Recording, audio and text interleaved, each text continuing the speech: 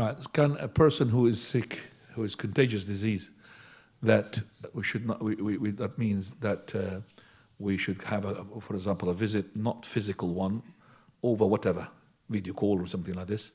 That's what you're supposed to do. That's what it should be done. Because the Prophet ﷺ said, لا يريدن مصح على مريض. لا يريدن means not supposed to be a visit between a person who is healthy to the person who is ill. This is the contagious disease here. Because that might catch the disease. So if you're a doctor, you have your shield, yes. But if you're not a doctor, you're a visitor. So you could give the visit to the person by the like you said, telephone or phone call.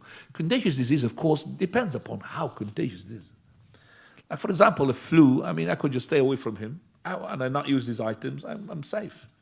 But as contagious as, like this, like TB, stay away from him. You can't touch that TB. Yeah. It reminded me what happened with me a long time ago, because there was a doctor who come from the Eastern people, the Eastern country, Eastern Europe. They're not really as good as the one in England here. And I had some sort of temperature, something like this.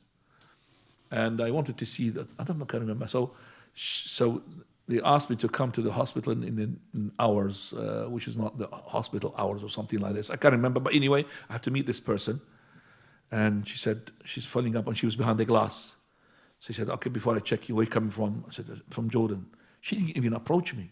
She didn't even enter the room that I was in. I think she was exaggerating for that. And I even complained against the way that she dealt with me. It's like a beast. She's not approaching me. Okay? So the person who is ill, he should really as well understand that if his illness, it does affect people, he should ask for the people not to pay him a visit. Unless they've got like shield or something, protection.